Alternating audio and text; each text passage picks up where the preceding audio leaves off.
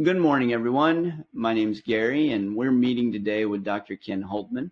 He's a pioneer and an expert researcher in the field of organizational development and values when it comes to personal values and organizational values. So with that, I just want to share a little bit that currently he's a licensed clinical counselor, has various degrees, authored 9 books, hundreds of articles, and so he's going to be a great expert for us to talk to today as we move forward in our discussion and our search for the simple and easy processes that we can do to help leaders move forward in an ever-changing world.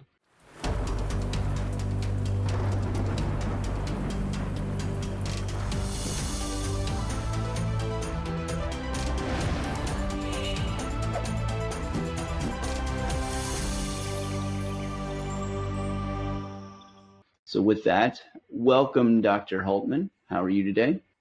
I'm good. How are you, Gary? I'm doing well. Thanks so much.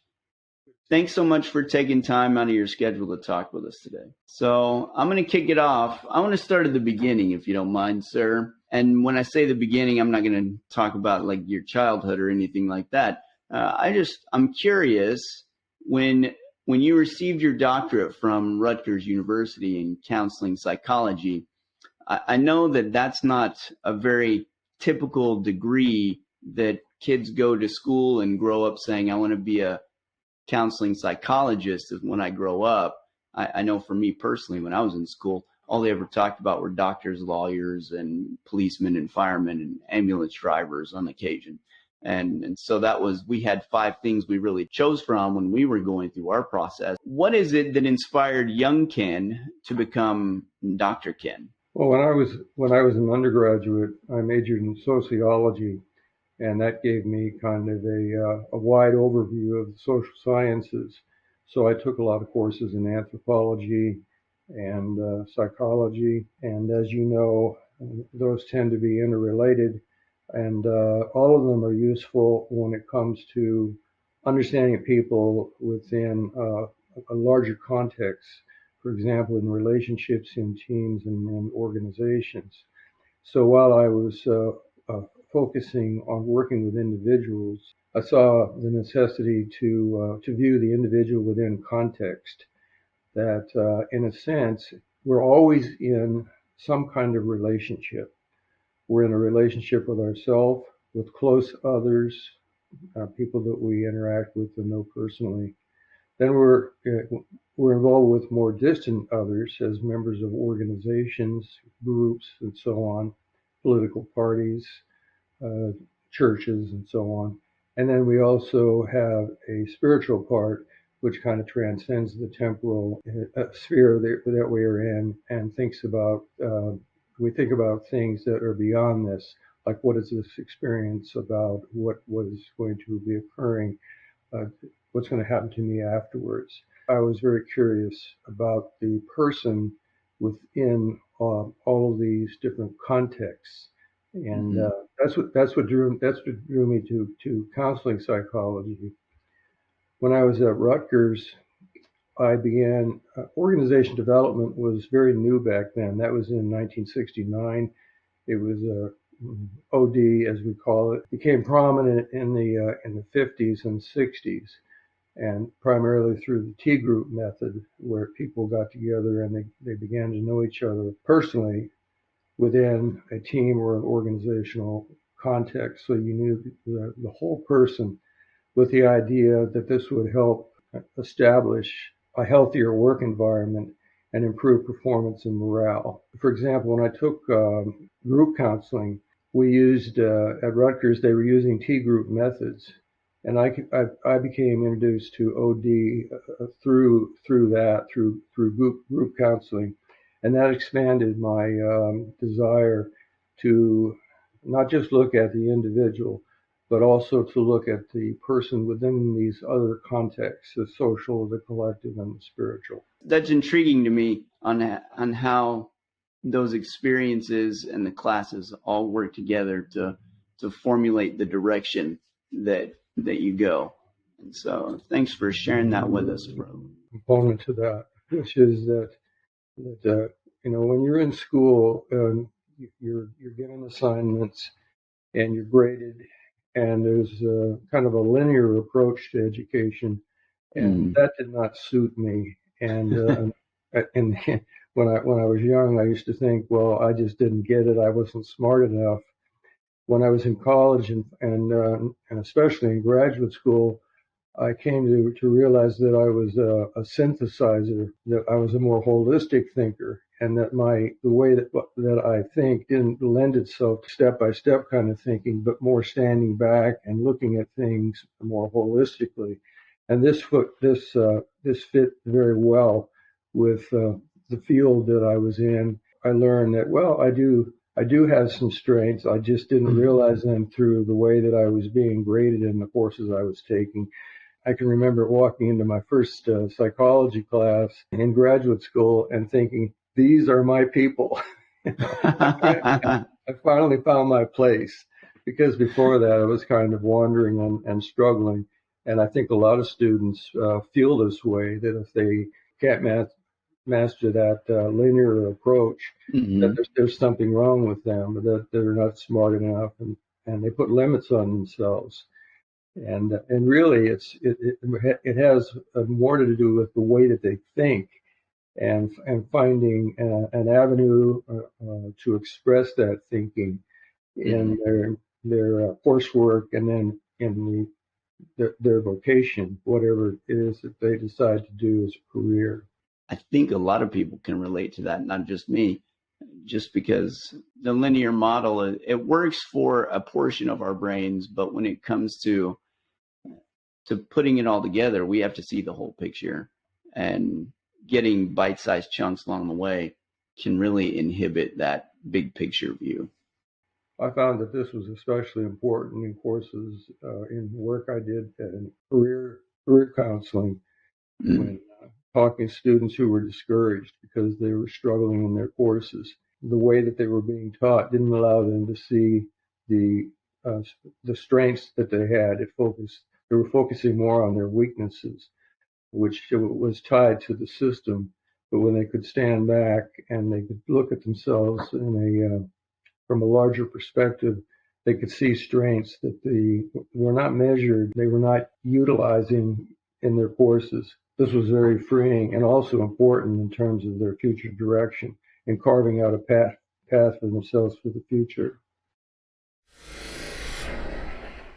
I was intrigued by Dr. Hultman's ability to link students struggling with education to their ability to think and align.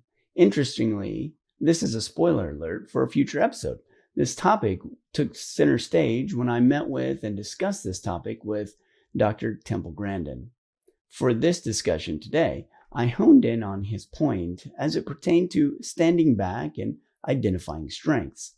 Even though he was not a trained coach per se, he discovered similar truths as Dr. Wider did in my interview with her in the episode about strength based leadership.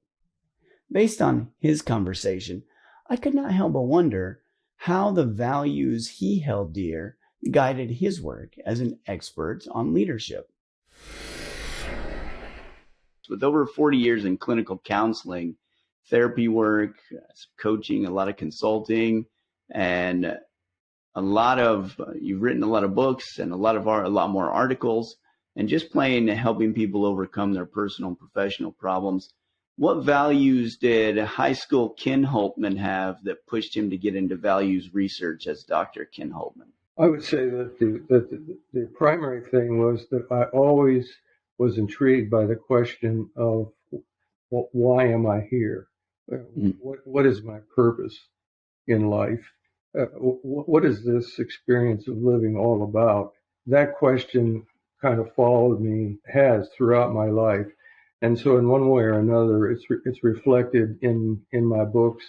I've tried to spend time focusing on each aspect of a human's experience, from their relationship with themselves, their relationships with close others, their relationships within organizations and teams, and then their spiritual relationship, and how they view themselves from a more eternal perspective. That theme of who am I, why am I here, what is my purpose, has remained with me as I have endeavored to study each one of these aspects of the human experience.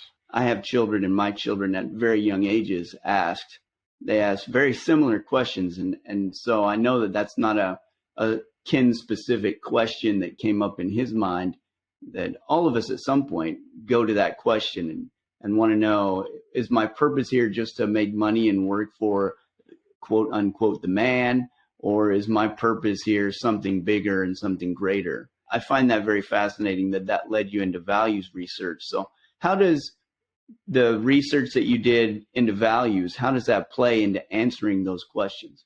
Well, my view is that each of us has three major questions that follow us throughout life, and they're very dynamic and they change over time. They are, who am I? What is important to me?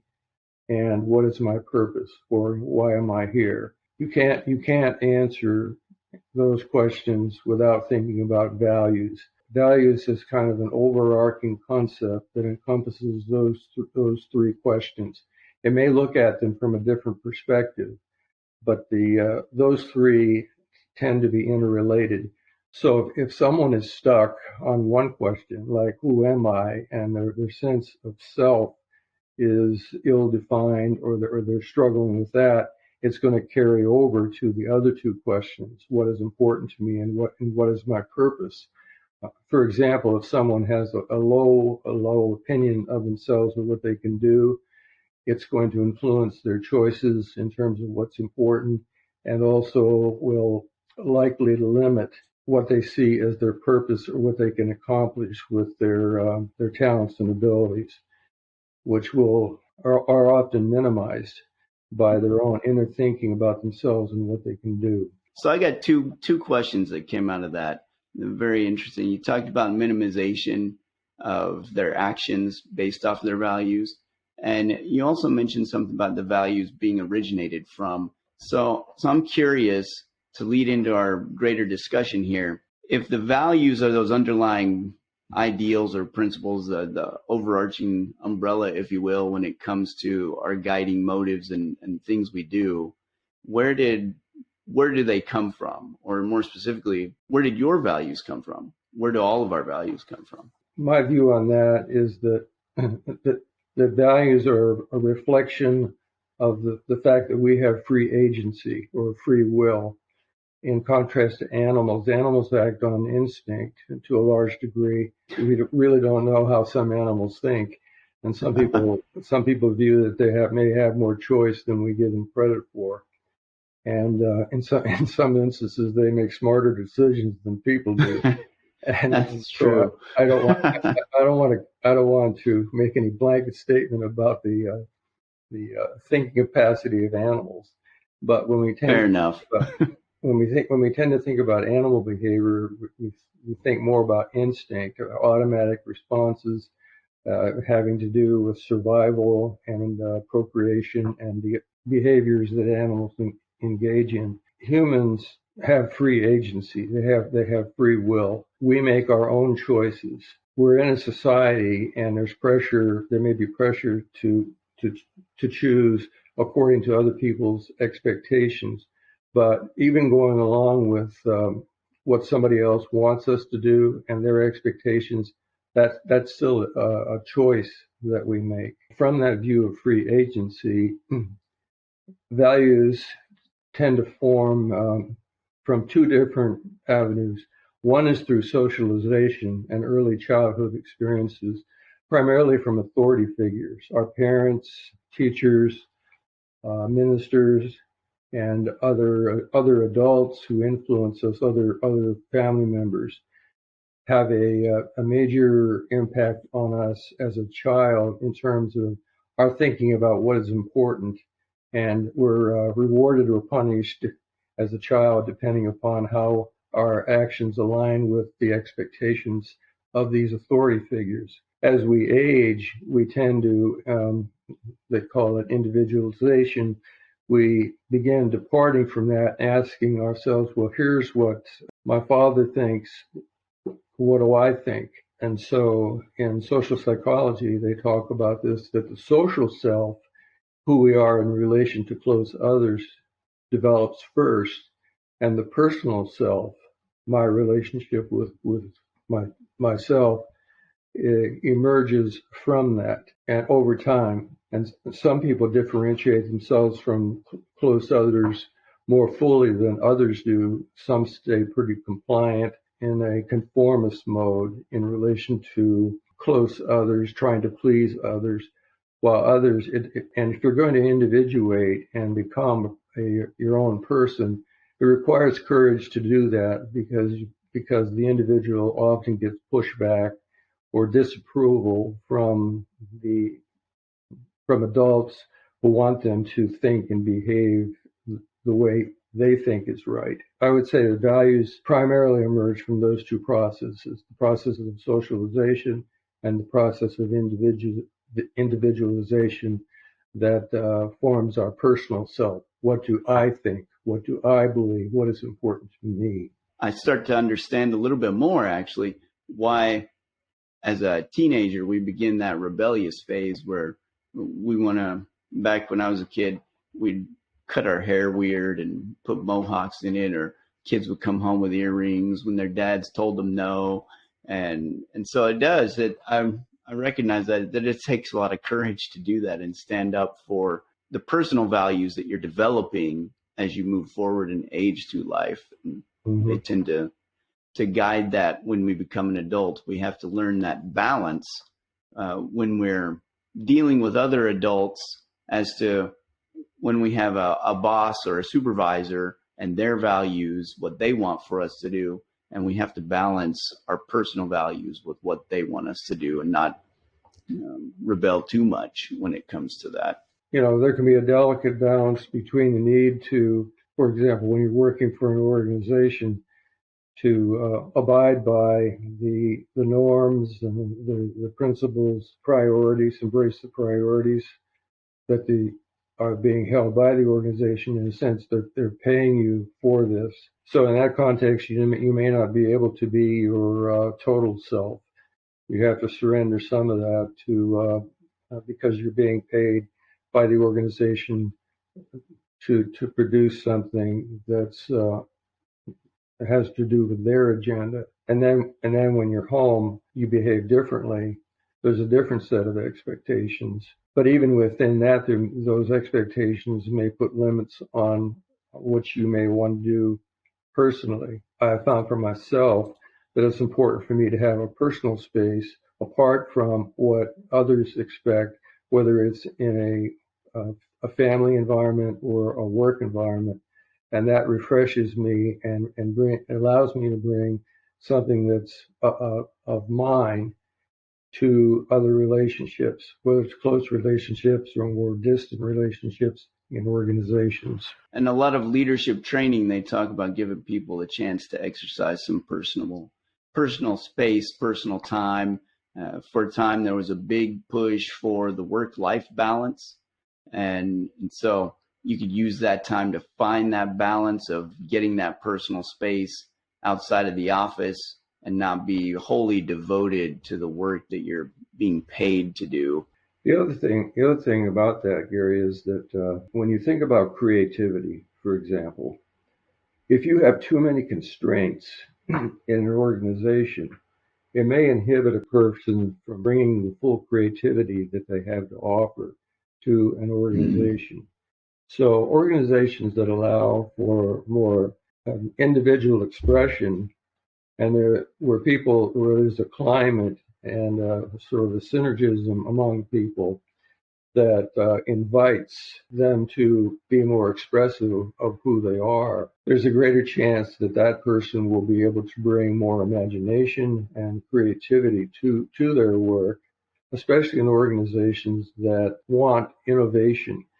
They want trendsetters. They want people who think outside of the box, who can lead them to new directions for the future. If the workplace is too inhibited as far as tolerating individual differences, they're losing out on the opportunity to benefit from the creative potential of the individuals.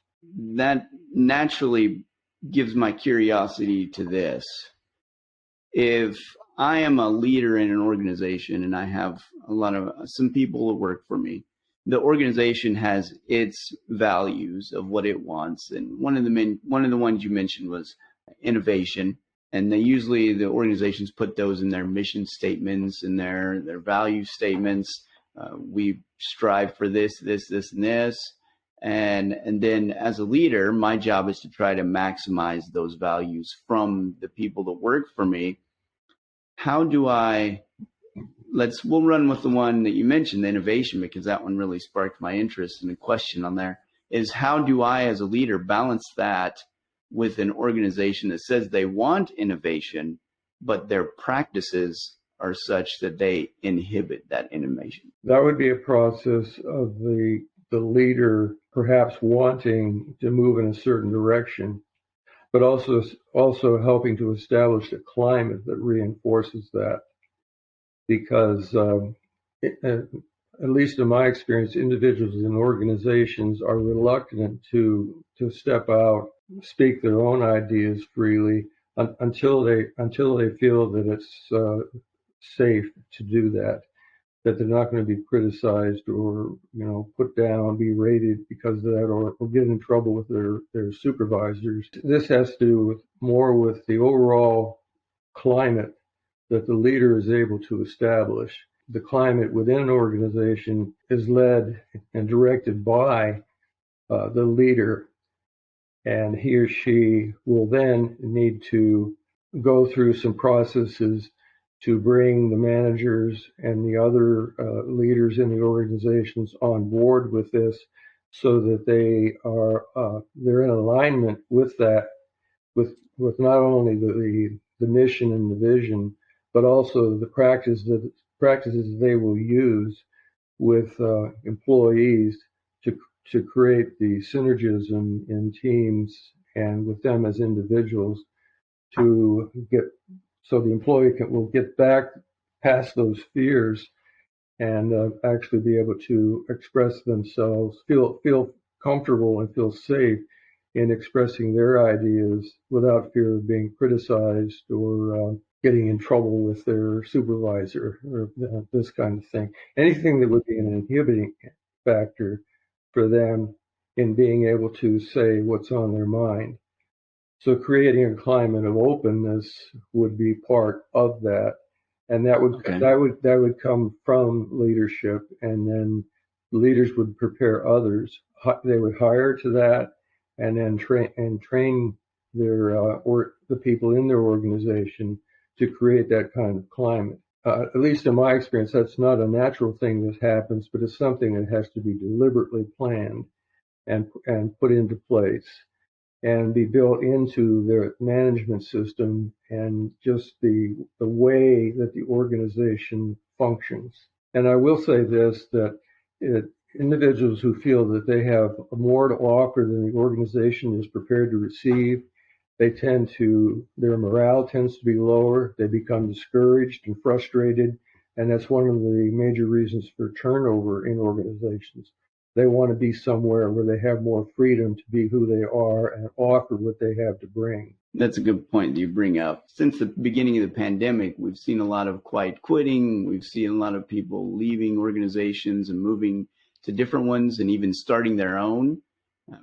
And most of the feedback on the news and in the anecdotal evidence of people's conversations, they tend to bring that up as one of the main reasons that drove them to leave, was that the organization didn't allow them that opportunity to exercise that freedom and innovation. That's a good point.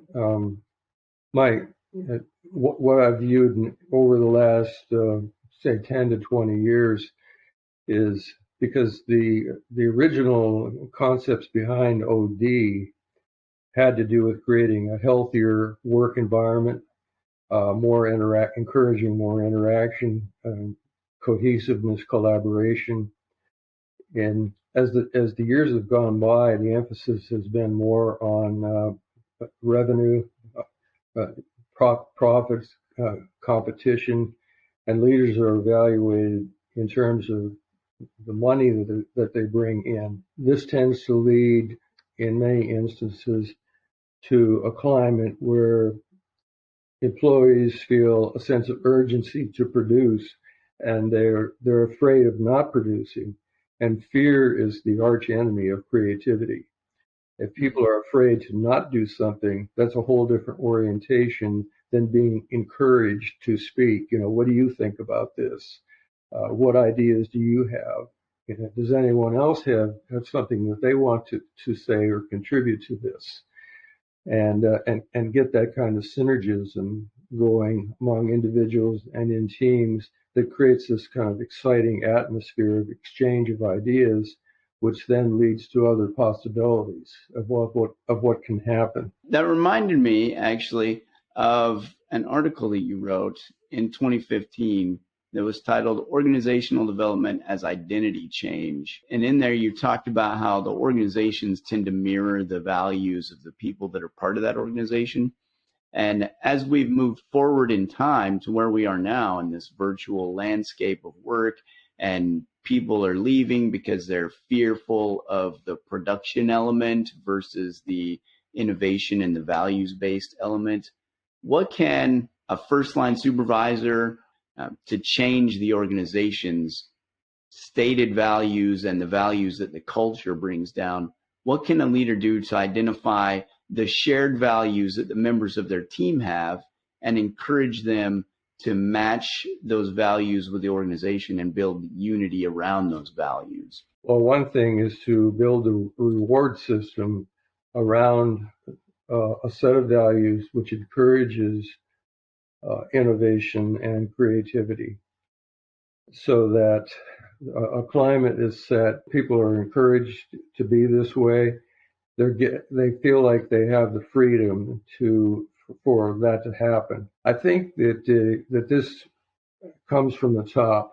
The CEO, the president, whoever's in charge, it would start there, because as you go down the line from managers to supervisors, if there are any disconnects, say for example you have an innovative supervisor but the manager is very controlling that the supervisor reports to, then it's very hard for this kind of climate to develop in an organization where the supervisor actually feels reluctant to give employees more freedom to explore new ideas, innovation, to be more creative. The entire management system sort of needs to be on the same page with this, and that comes from the top. And so the reward system and the promotional system need to be tied to this. So there will be, and also discussions about what the values are and how they're going to show up in actions, so that those can be reinforced, and all of the managers and the supervisors are using complementary actions to create and maintain this kind of climate, so that the individual employee, so that the supervisor doesn't feel like he or she is going out on a limb in order to encourage creativity, and that somehow they may get in trouble because their manager is not on the same page with that. Organizations that are really vibrant that I've seen are when everyone top down has the same orientation toward involving each individual, encouraging every person in the organization to develop and utilize their full potential, because that will bring more to what the organization is able to produce. It also creates a climate where individuals want to stay because they see that they can develop and fully express what they have to bring. And well, why would I leave here? It's great, the team I'm working with, it's an exciting environment. I look forward to coming in every morning. I feel like I can be myself. I can express who I am, and that this is encouraged. I love it here. And that's in contrast to an employee who dreads getting up in the morning and doesn't want to go to work either virtually or in the office. They're trying to survive the day. That there are many people who can relate to that. They just want to get through the day. That very much is an inhibitor to innovation and creativity. I wrote down some notes on that when you're talking about the reward system and then sitting down and talking to the people to assess their values and then use that conversation to match it up with the values of the organization. That's a different way of looking at it from what is typically taught in management or leadership courses specifically.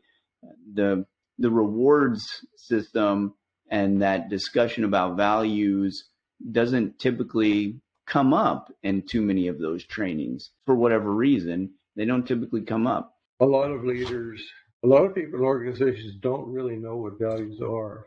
And they stand back and see, all right, what difference is this going to make in terms of day-to-day practices? When they start seeing what they would consider to be hypocrisy, a difference between the stated values and the actions that are used to implement those values, they then become cynical and they see these values don't really mean anything. And so one of the points that I stress quite often is that values by themselves are just words, and they, to be real, they need to be operationally defined. It's like, if a person is acting on this value, what will I see? What actions will I see? And those define what the values are, not the words. Everyone who's a stakeholder in the organization needs to be involved in this process so that there will be alignment among individual workers and the management, supervisors, managers, all the way up the line to the president.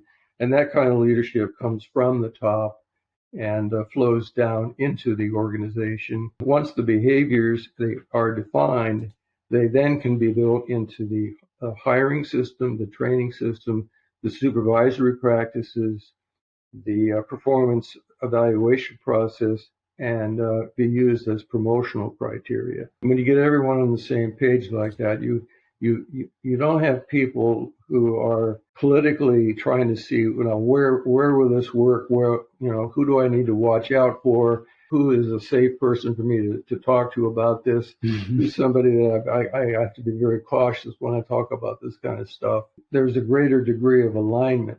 Now, this is not anything that's set in concrete. This is a process of continuous improvement. It has to be worked on constantly to be maintained, because there's always change in the external environment. There's change within the organization. People are leaving the organization. New people are being brought in. They need to be brought on board with this is how it works around here. This is what we do and how we do it. Do you want to be part of this? Would you like to have a working experience that is like this? And they can make their decision based on that, rather than being hired and then afterwards saying, I didn't know what I was getting into.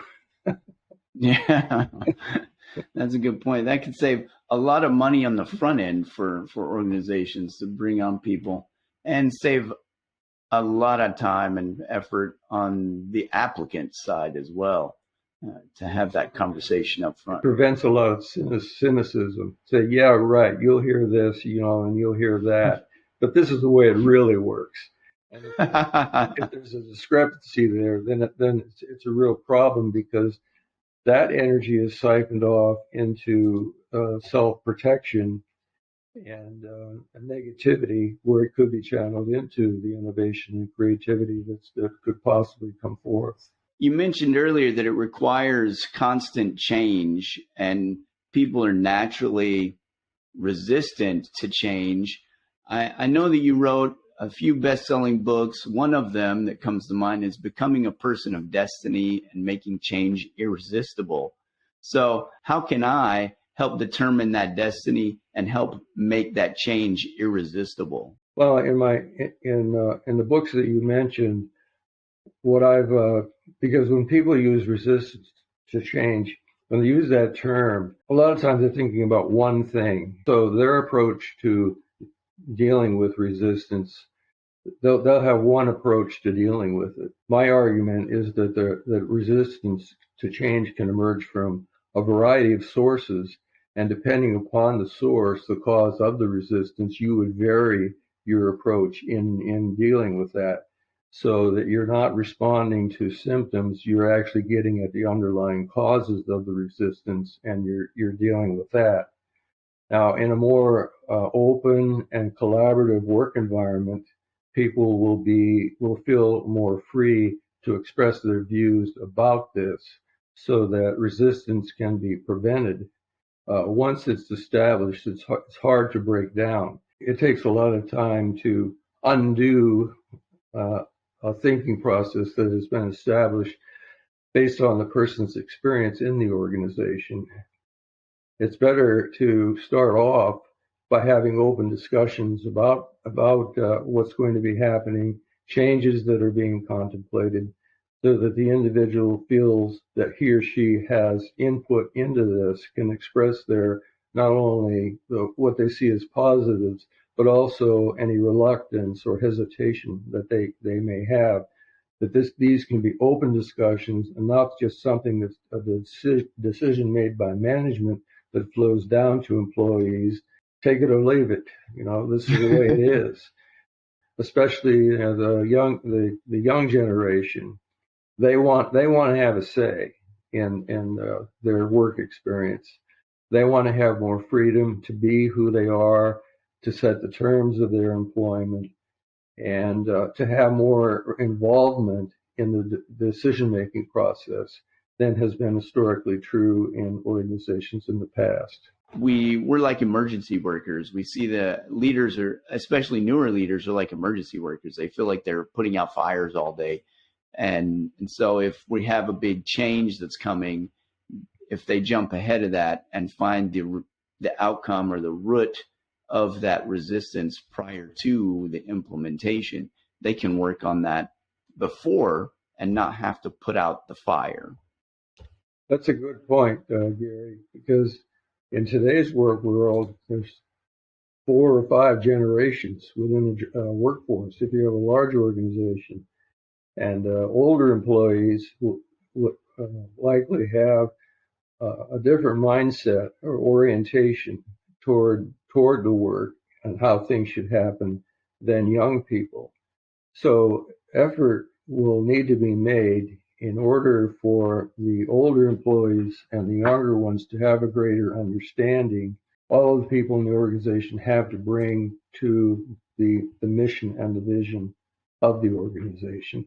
And this requires a deliberate effort, because that understanding is not going to be automatic. It's a learning process that everyone needs to be involved in, so that all of these people from different generations find a way to form a more cohesive work environment where they value what each other brings to the goals, the mission, and the vision that is trying to be accomplished.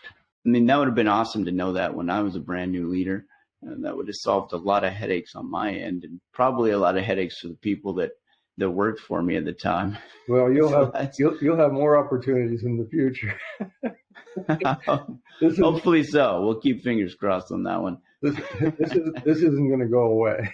Well, thank you so far. We've covered a lot of items so far. Before we start buttoning up our conversation, what 3 things would you tell a new leader or emerging leader about how to balance the organizational and personal values for maximum performance? Well, one thing is that when a person joins an organization, it's not just the working person who shows up.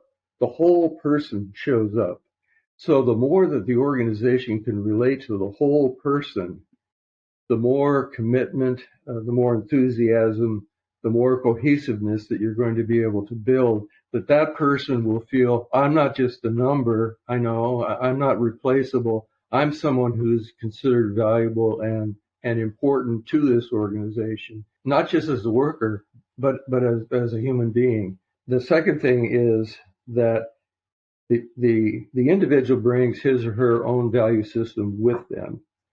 The organization may have theirs that's generally agreed upon by the management team. There's a need to fit these two together. What the individual is bringing in terms of his or her values, there's enough of a match between that and what the organization is trying to do, the values that they are reinforcing in order to accomplish their goals, so that they respect what the person brings, but they also see that this is a unique individual who may or may not agree with all of the ideas, but there's enough overlap for them to work together toward common goals, while at the same time respecting that individual and his or her perspectives and views as a person. The third thing would be to have a process in motion that would help to continuously bring about a greater sense of cohesiveness and alignment between what the organization is striving for and what the individual wants, so that the individual is content and happy and sees them.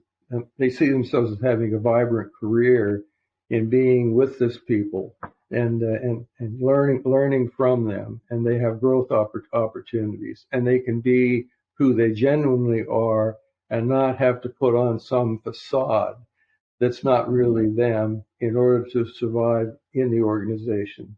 And this requires a deliberate effort on the part of leadership to create. It will not happen by itself, but it needs to surface as an agenda item that's out there in the open where everybody has input into it, so that they can create a cohesive, collaborative environment among all the levels of the organization. Because, in the end, the organizations that are the most effective is where everyone is contributing. There's not internal dynamics and internal battles which are self-defeating because the organization has competition. They can't spend their time fighting among themselves and have individuals feeling like they don't belong or their views don't matter. So creating this environment needs to be a major priority of leadership, and it needs to be an ongoing process that's given priority to be sustained and then find ways to enhance that. And this largely comes from being open and listening to the views of the younger people who are being brought on board. Thanks so much for sharing that with us and giving those three pieces. That's amazing. What did I miss? What's something that I missed, or what did I miss that you would like to share with our audience or anyone that's listening? A lot of people don't understand is, what is the major role of values? Is that values are a type of belief. There are 4 different types of beliefs. There are descriptive beliefs that have to do with what's true and false. Evaluative beliefs which have to do with right and wrong. Predictive beliefs which have to do with what you think is going to happen in the future. Values are beliefs about what's important. As beliefs of that type, values play an executive role in personality. So they are formative, our thinking process, what we might call the executive functions of decision-making, problem-solving, and priority setting. And the other beliefs are supportive of this, but it's values that drive choice. So having discussions where people are talking about values and the beliefs that underlie those and how those translate into actions, because those 3 all align, and the actions are the manifestations of the values which are underpinned by beliefs. So an open environment where people can talk openly about their beliefs, how they translate into values, and how those values manifest in action, that is a crucial process, because employees will evaluate an organization's values based on what is done, not what is spoken. And there needs to be alignment between the words and the way that the organization operates, the actions that are used to carry out the responsibilities and the priorities of the organization. Thank you.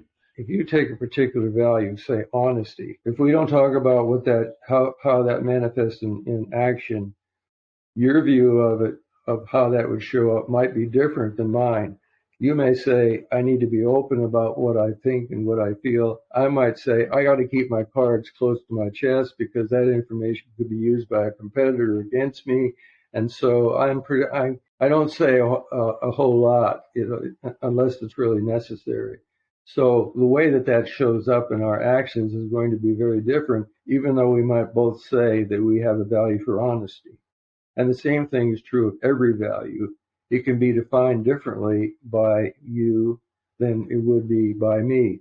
And there needs to be a common definition so people are on the same page as to what actions that they can engage in that will contribute to what others are doing toward the overall goal. Thank you. Thanks for clarifying that for us so we can make sure we keep that in mind. That's an awesome responsibility that leaders have to make sure that on both ends, that clarity is shared and understood between both parties so there's not that misunderstanding. But research has clearly shown that a values-driven organization will outperform one that isn't over time. Coaches of leaders can help them understand that while you may not see this in a week or 2 weeks, over time, you're going to be creating a healthy work environment that's actually going to be more productive and more profitable. Thanks so much for the conversation we've had so far, and from where we've started to where we've come today.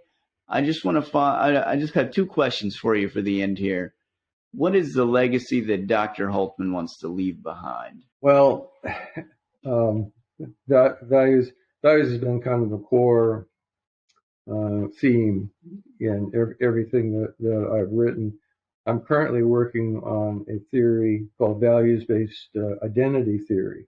To me, values are the core of how we define who we are.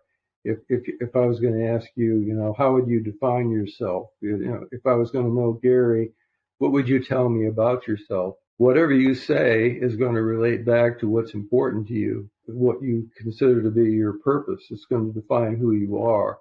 And all of that has to do with values. So I'm trying to make, in my current work, I'm trying to make that connection between values and identity more clear, and also show the importance of leaders being able to understand this when working with individuals in the organization, because the individual is bringing their identity to the organization, and you want that to match with what the organization has to bring, so they see a coherence between what is important to them and what is important to the organization, so that their identity as an individual is affirmed through their work, and they don't feel alienated, that somehow I don't fit in here, I don't feel like I belong here, I don't feel like I matter as a person, and the other things that are inhibitors of morale and performance in organizations. So that's something that I'm exploring right now. I see it as an extension of the work that I've already done, which, of course, there's no end to it. There's no point where, okay, we understand this fully. It's an ongoing learning process. The more I get into it, the more I say, why didn't I know this 20 years ago? You're still alive and you're still learning. And so I've learned how to see this connection, and then, the relevance that it has, not only for an individual's personal life, but also for their work life. That's true. And the relevancy doesn't go away. It's not like other aspects of some leadership theories or methodologies that can and do often change over time. This is stuff that doesn't go away. It's indefinite and eternal. It goes back to what you were talking about at the beginning, that you were looking for the answers to the questions that I think brought us to that eternal understanding. I think probably the most discouraging thing for someone is to feel like they don't matter, that they're showing up, I'm being paid, but I don't really matter. I'm expendable. My supervisor told me if I don't like the job, there's 20 people outside that would want to come in and take my place. So they feel like who they are really doesn't make that much difference to them, which creates a very demoralizing kind of environment, and very difficult for the individual. It sort of takes away that spark, that motivation, that desire to contribute to the organization and give what they have to offer to others, which leads to a sense of fulfillment, and a sense of gratification in what they've contributed to the organization. Well, I was demoralized just hearing some of those words, so I can only imagine how other people feel if it's told to them in real life. So that's horrible. Well, it's very common. So yeah, we don't want to do that. It's very common, and it's also something that people don't talk about very much. They're reluctant to open up to that extent. And so a trusting environment needs to be created so that individuals can feel as though they can express themselves within the organizational context, because it's a manifestation of who they are as a human being, and it's being expressed in their work. There are other expressions of it, but this is what you want to create that kind of vibrant, exciting experience and creative adventure that a person can be on when they are developing and fully utilizing their potential. And so that's what a values-based organization is intended to do, to create the germination process for that kind of evolution to take place. Thank you so much. This has been an enjoyable conversation, and I've got so many notes to take and so much to think about after this. And so I expect anyone else listening is going to run into a similar situation. So thank you for giving us a lot to think about and a lot to do as part of that. Earlier, you mentioned that you're working on a project. Would you like to talk more about that now? I just finished the book, Becoming Your Authentic Self. What are the conditions that are necessary in order to help an individual become authentic? We learn very young what not to do and what not to say. And a lot of times this keeps us from answering the question, well, who am I really? How much of my time am I spending trying to get approval from others or recognition from others to validate me? So it has to do with sort of where does my sense of self-worth come from? Does it come from approval from others, or is it something that I feel is intrinsic to myself? My opinion is that intrinsic self-worth, my worth, that it's my responsibility to own my own sense of worth. And if I do that, I can then branch out from that, and that gives me more energy to freely give what I have to give to others, whether it's my wife, my children, or in a work environment. Then instead of worrying about trying to prove that I have worth, I step out in that worth and I contribute it to others and to projects and whatever else it might be involved in. A lot of people in organizations are spending time trying to prove themselves, trying to prove that they have worth, trying to prove that they have value as an individual. But if you already own that as part of who you are, then instead of proving yourself, you are using that as a base to extend outward and give it to others. When you think about what actually happens in organizations as opposed to what could happen, so the actual and the potential, to me, helping individuals do this, and this could be part of a coaching process and training that occurs in organizations, the more you're going to release to that person to accept themselves, and from that to be able to give more to whoever else they're working with, whatever relationship that they have. And you're talking about organizational relationships.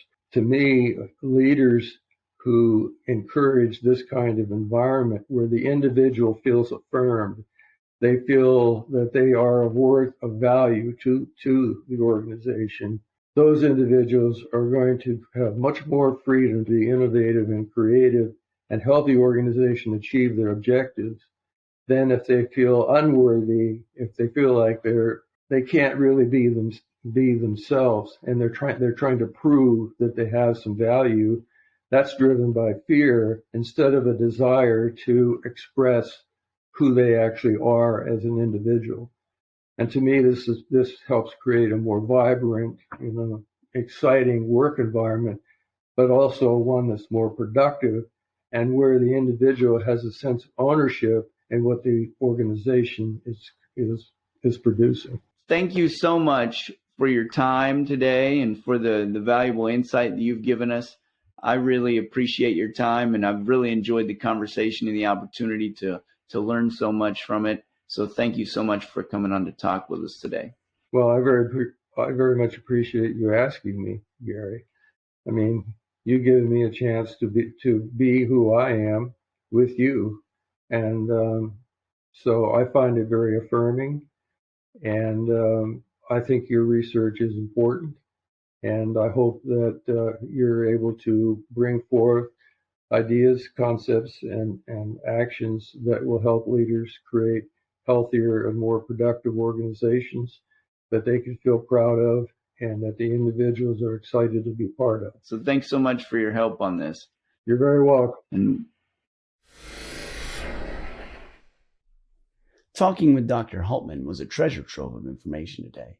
In today's discussion, we found several hidden treasures regarding how leaders can maximize employee potential by balancing the organizational and individual values. Dr. Hultman explained that values originate from and help us define what we do in society and as individuals. We are always in relationships, and people tend to limit themselves because they think differently than in the traditional linear format. Leaders need to encourage an avenue for everyone to take a step back and look at their strengths instead of how much they don't match up to the expected norm. Dr. Hultman explained that we all should ask 3 significant questions, and we do as we grow. Who am I? What is important to me? And what's my purpose? Our values spring from and drive the answers to those questions. Having a low view of myself will impact my ability to determine why I'm here and how I define my worth. We need to encourage time as leaders for self-reflection to help develop values and focus on the positive aspects. He taught that values form from our socialization, or our interaction with others, and our individualization, or the answers to the question of what do I think. As individuals, we learn to work and we learn to balance our values with society's, realizing that we often have to surrender something in order to exchange for something else in our quest for value fulfillment. In a nutshell, I exchange time and freedom for money by working for my employer. Because of that sacrifice, leaders need to encourage personal space to rest from the value juggling exercise and allow people a place and time to recharge. People will become more creative if organizations relax some restrictions and allow personal expression. Conversely, when organizations measure leader success by profit increase, creativity dies very quickly because leaders push for more obedience. Dr. Hultman warned that organizations and leaders must guard against hypocrisy, where stated values don't match the witnessed actions. Leaders can do this by defining the actions that everyone should see when the people exhibit the stated values. Building a reward and promotion system based on demonstrated values promotes creativity and stifles fear. Lastly, Dr. Hultman reminded leaders that the whole person shows up for work. So they need to find out which of each person's values overlap with the organization. Then have a process that teaches and aligns the outlying values. As leaders do these things, they build an organization where everyone contributes. If you found as many treasures as I did on this excursion with Dr. Hultman, please join me on the next time as I continue my hunt for leadership treasures. Thank you.